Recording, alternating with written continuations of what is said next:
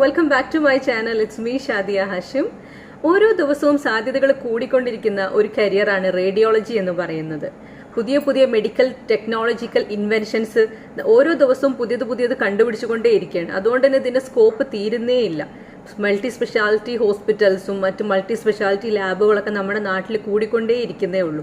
അതുകൊണ്ട് തന്നെ റേഡിയോളജിസ്റ്റുകൾക്കുള്ള സ്കോപ്പ് എല്ലാ നാട്ടിലും ഓരോ ദിവസവും കൂടിക്കൊണ്ടിരിക്കുകയാണ്.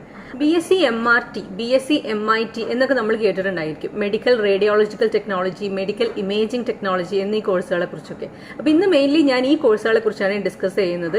എന്താണ് B.Sc MRT, എന്താണ് B.Sc MIT, എന്താണ് ഇത് തമ്മിലുള്ള വ്യത്യാസം എന്നുള്ളതിനെ കുറിച്ചൊക്കെ നമുക്കിത് നോക്കാം. അപ്പോൾ ഈ വീഡിയോ മുഴുവനായിട്ട് ഇരുന്ന് കാണാം. അതിനു മുമ്പ് ഞാൻ ഒരു കാര്യം പറഞ്ഞോട്ടെ. എൻ്റെ വീഡിയോ കാണുന്ന 80% ഓഫ് മൈ വ്യൂവേഴ്സും സബ്സ്ക്രൈബ് ചെയ്യാതെയാണ് വീഡിയോ കാണുന്നത്.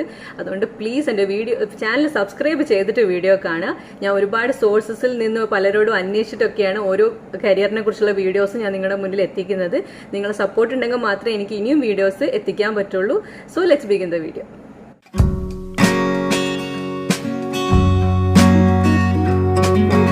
X-ray, CT scan, MRI, EEG എന്നിങ്ങനെ പല ടെസ്റ്റുകളും നമ്മൾ കേട്ടിട്ടുണ്ട്. ഇത്തരം റേഡിയോളജിക്കൽ ടെസ്റ്റുകൾ ചെയ്യുന്ന പ്രൊഫഷണൽസ് ആണ് റേഡിയോളജിസ്റ്റ്. നമുക്കറിയാം, ഒരു ഹോസ്പിറ്റലിൽ ചെന്നിട്ടുണ്ടെങ്കിൽ നഴ്സസ് കഴിഞ്ഞ് ഏറ്റവും കൂടുതൽ കാണുന്ന പാരാമെഡിക്കൽ സ്റ്റാഫ്സ് റേഡിയോളജിസ്റ്റ് തന്നെയാണ്. അതുകൊണ്ട് തന്നെ ഒരുപാട് സ്കോപ്പുള്ള, ഒരുപാട് വേക്കൻസീസ് അവൈലബിൾ ആയിട്ടുള്ള ഒരു ഫീൽഡ് തന്നെയാണ് റേഡിയോളജിസ്റ്റ് എന്ന് പറയുന്നത്. റേഡിയേഷണൽ വിഭാഗത്തിൽ ഒരുപാട് മേഖലകളിൽ ഒരു റേഡിയോളജിസ്റ്റിന് വർക്ക് ചെയ്യാൻ പറ്റും. മെയിനായിട്ട് ഞാൻ ഡിവൈഡ് ചെയ്ത് രണ്ടായിട്ട് പറയുകയാണെന്നുണ്ടെങ്കിൽ, ഒരു റേഡിയോഗ്രാഫറായിട്ടും വർക്ക് ചെയ്യാം, റേഡിയേഷൻ തെറാപ്പിസ്റ്റ് ആയിട്ടും വർക്ക് ചെയ്യാം. റേഡിയോളജി വിഭാഗത്തിൽ റേഡിയോഗ്രാഫറായിട്ട് വർക്ക് ചെയ്യുമ്പോൾ നമ്മൾ ഒരുപാട് ടെസ്റ്റുകളൊക്കെ ചെയ്യുന്ന ആ ഒരു വിഭാഗത്തിലായിരിക്കും വർക്ക് ചെയ്യുന്നുണ്ടാവുക. ഇനി അതല്ല, ഓങ്കോളജി വിഭാഗത്തിൽ റേഡിയേഷണൽ തെറാപ്പിസ്റ്റ് ആയിട്ട് വർക്ക് ചെയ്യാം. അപ്പൊ നമ്മൾ ഈ കീമോ പോലുള്ള തെറാപ്പികൾ കൊടുക്കുന്ന ഒരു തെറാപ്പിസ്റ്റ് ആയിട്ടായിരിക്കും ആ വർക്ക് ഉണ്ടായിരിക്കുക. അപ്പൊ നമുക്ക് ഏതാണോ താല്പര്യം, ഈ ഒരു രണ്ട് രീതിയിൽ നമുക്ക് വർക്ക് ചെയ്യാൻ പറ്റുന്നതാണ്. ക്വാളിഫിക്കേഷൻ നോക്കുകയാണെന്നുണ്ടെങ്കിൽ +2 ബയോളജി സയൻസ് തന്നെയാണ് ഇതിന്റെ ഒരു ക്വാളിഫിക്കേഷൻ. +2 ബയോളജി, ഫിസിക്സ്, കെമിസ്ട്രി ഈ 3 സബ്ജക്റ്റും പഠിച്ച് സ്റ്റുഡൻസിന് B.Sc MRTയിലേക്കും B.Sc MITയിലേക്കും ക്വാളിഫിക്കേഷൻ ഉള്ളതാണ്. അപ്പോൾ അതിലേക്ക് അപ്ലൈ ചെയ്യാം. ഇനി ഇതിന്റെ അപ്ലിക്കേഷൻ നോക്കുകയാണെന്നുണ്ടെങ്കിൽ നമുക്ക് മെറിറ്റിൽ വഴി കിട്ടണമെന്നുണ്ടെങ്കിൽ LBS വഴി നമുക്ക് അപ്ലൈ ചെയ്യാവുന്നതാണ്. ഇനി അതല്ല, മാനേജ്മെന്റ് സീറ്റിൽ കയറണമെന്നുണ്ടെങ്കിൽ അങ്ങനെയും ചെയ്യാം. കേരളത്തിൽ ഇത് കേരള യൂണിവേഴ്സിറ്റി ഓഫ് ഹെൽത്ത് സയൻസിന്റെ അണ്ടറിൽ തന്നെയാണ് അഫിലിയേറ്റ് ആയിട്ടുള്ളത്. ഇത്തരം കോളേജസിന് മാത്രം പഠിക്കാൻ ശ്രദ്ധിക്കാം.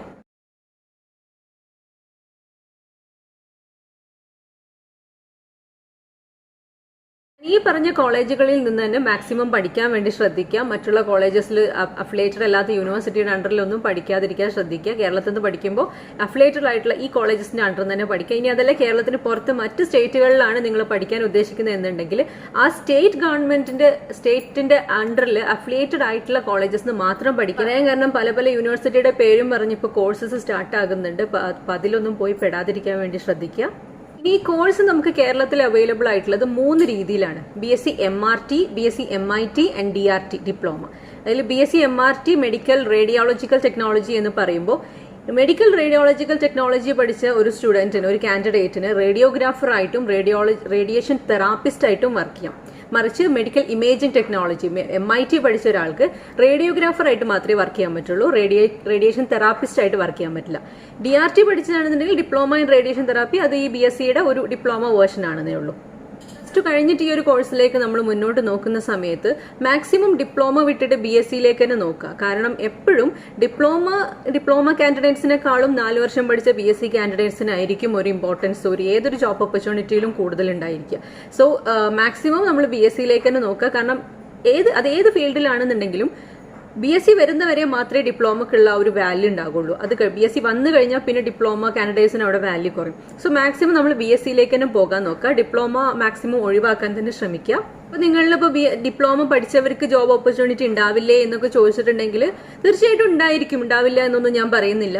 പക്ഷെ നമുക്കറിയാം, നമ്മളിപ്പോ ഒരു ഡിപ്ലോമ എന്ന് പറയുന്നത് 2 വർഷമാണ് ഡിപ്ലോമയുടെ ഒരു ഡ്യൂറേഷൻ വരുന്നത്, മറിച്ച് B.Sc വരുന്നത് 4 വർഷമാണ്. അപ്പൊ നമ്മൾ ഏതൊരു ജോബ് ഓപ്പർച്യൂണിറ്റിയിലേക്ക് നോക്കുമ്പോഴും 2 വർഷത്തെ ഡിപ്ലോമ ഒരു കാൻഡിഡേറ്റിനേക്കാളും കൂടുതൽ റെഫറൻസ് എപ്പോഴും കൊടുക്കുന്നത് 4 വർഷം പഠിച്ചിട്ടുള്ള B.Sc കാൻഡിഡേറ്റ്സിന് തന്നെ ആയിരിക്കും. അപ്പൊ ആ ഒരു ഇമ്പോർട്ടൻസ് നമ്മൾ മനസ്സിലാക്കേണ്ടതുണ്ട്. ഇതിന്റെ ഡ്യൂറേഷൻ പറയുകയാണെന്നുണ്ടെങ്കിൽ ഞാൻ നേരത്തെ പറഞ്ഞ പോലെ B.Sc MRTക്കും അതുപോലെ തന്നെ B.Sc MITക്കും 4 വർഷത്തെ ഡ്യൂറേഷനാണ് ഇൻക്ലൂഡിംഗ് ഇന്റേൺഷിപ്പ് വരുന്നത്. DRT diploma in radiological technology ആണെന്നുണ്ടെങ്കിൽ 2 വർഷത്തെ ഡ്യൂറേഷൻ ആയിരിക്കും വരിക. പിന്നെ ഫീസ് വരുന്നത് ഒരു ആവറേജ് 1 lakhന്റെ ഉള്ളിലായിട്ടാണ് പെർ ഇയർ ഫീസ് വരുന്നത്. ബി.എസ്.സിക്കുള്ള ഫീസ് വരുന്നത്. അത് MRT ആണെങ്കിലും MIT ആണെങ്കിലും അങ്ങനെ തന്നെയാണ് വരുന്നത്. പിന്നെ LBSലാവുമ്പോൾ ഓഫ് കോഴ്സ് നമുക്ക് ഫീസ് കുറയും.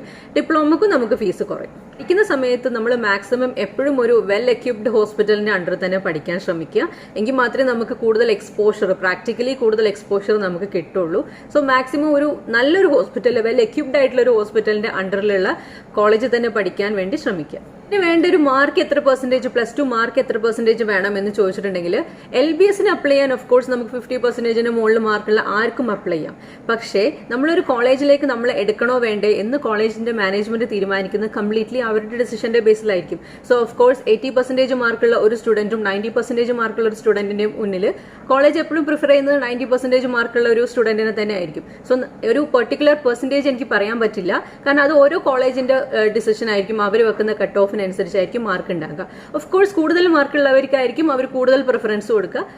റേഡിയോളജി കോഴ്സിനെ കുറിച്ച് നിങ്ങൾക്കൊരു ബേസിക് നോളജ് കിട്ടിയെന്ന് ഞാൻ വിചാരിക്കുന്നു. റേഡിയോളജി കോഴ്സിലേക്ക് പോകാൻ ആഗ്രഹിക്കുന്നവർ B.Sc MRT MIT എന്നീ കോഴ്സുകളെ കുറിച്ച് തന്നെ മുന്നോട്ട് പോകുക.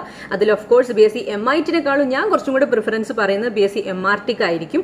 കാരണം MRT ആകുമ്പോൾ നമുക്ക് 2 രീതിയിലും വർക്ക് ചെയ്യാം. റേഡിയോഗ്രാഫർ ആയിട്ടും റേഡിയേഷൻ തെറാപ്പിസ്റ്റ് ആയിട്ടും വർക്ക് ചെയ്യാം. MIT ആകുമ്പോൾ ഞാൻ നേരത്തെ പറഞ്ഞ പോലെ റേഡിയോഗ്രാഫർ ആയിട്ട് മാത്രമേ വർക്ക് ചെയ്യാൻ പറ്റുള്ളൂ. ഇതിന്റെ സ്കോപ്പ് നോക്കുകയാണെന്നുണ്ടെങ്കിൽ തീർച്ചയായിട്ടും നമ്മുടെ നാട്ടിലാണെങ്കിലും ഔട്ട് ഓഫ് കേരള ആണെങ്കിലും ഔട്ട് ഓഫ് ഇന്ത്യ ആണെങ്കിലും നല്ല സ്കോപ്പുള്ള ഒരു കോഴ്സ് തന്നെയാണ്. കാരണം ഏതൊരു ഹോസ്പിറ്റലിലും നിർബന്ധമായിട്ടും വേണ്ട ഘടകങ്ങളാണ് റേഡിയോളജിസ്റ്റ് എന്ന് പറയുന്നത്. സോ അത് ഹോസ്പിറ്റൽ എന്ന് മാത്രമല്ല, ഒരുപാട് പ്രൈവറ്റ് ലാബ്സ് ഉണ്ടായിരിക്കും. ഇവിടെ എല്ലാം ആവശ്യമുള്ള കാര്യം തന്നെയാണ് റേഡിയോളജിസ്റ്റ്. സോ അത് ഏത് നാട്ടിൽ പോയാലും നിർബന്ധമായിട്ടും ആവശ്യമുള്ള കാര്യം തന്നെയാണ്. സോ എവിടെയാണെങ്കിലും സ്കോപ്പുള്ള ഒരു കോഴ്സ് തന്നെയാണ്.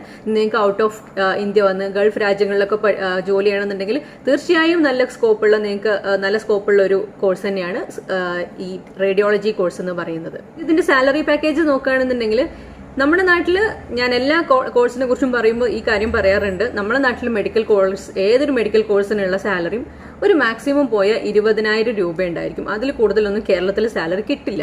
അതെന്തോന്നുള്ളത് എനിക്കറിയില്ല, അതങ്ങനെയാണ്. സോ അത്രയും നമുക്ക് സാലറി എക്സ്പെക്ട് ചെയ്യാൻ പറ്റുള്ളൂ. ഒരു മാക്സിമം 20,000 rupees ഒക്കെ നമുക്ക് സാലറി എക്സ്പെക്ട് ചെയ്യാം. ബട്ട് ഔട്ട് ഓഫ് കേരള തീർച്ചയായിട്ടും നമുക്ക് സാലറി ഉണ്ട്. ഔട്ട് ഓഫ് കേരള ഇപ്പോൾ നമ്മൾ അതർ സ്റ്റേറ്റ്സിലേക്ക് പോയാൽ തന്നെ ഓഫ് കോഴ്സ് ഈ ഒരു 25, 30, 35 റേഞ്ചിലൊക്കെ നമുക്ക് സാലറി അവൈലബിൾ ആണ്.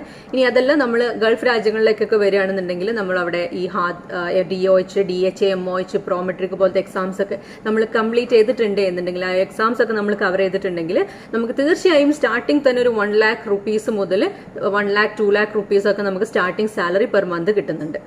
അപ്പോൾ ഈ കോഴ്സിനെ കുറിച്ച് നിങ്ങൾക്ക് എല്ലാം മനസ്സിലായി എന്ന് വിചാരിക്കുന്നു. ഇനി ഇതിൽ എന്തെങ്കിലും ഡൗട്ടും കാര്യങ്ങളും ഉള്ളവർക്ക് തീർച്ചയായിട്ടും എനിക്ക് കമന്റ് ചെയ്യാവുന്നതാണ്. ഞാനൊരു Instagram ID കൂടെ ഡിസ്ക്രിപ്ഷനിൽ കൊടുക്കുന്നുണ്ട്. ഇനി ഇതേക്കുറിച്ച് എന്തെങ്കിലും ഡൗട്ട് ഉള്ളവർക്ക് എനിക്ക് Instagramൽ മെസ്സേജ് അയച്ചും ചോദിക്കാവുന്നതാണ്. വീഡിയോ നിങ്ങൾക്ക് ഇഷ്ടപ്പെട്ടെന്നുണ്ടെങ്കിൽ ലൈക്ക് ചെയ്യുക. ഈ കോഴ്സിനെ കുറിച്ച് അറിയാൻ ആഗ്രഹിക്കുന്ന ആരെങ്കിലും ഉണ്ട് എന്നുണ്ടെങ്കിൽ അവർക്കൊന്ന് ഷെയർ ചെയ്തും കൊടുക്കുക. So see you next video.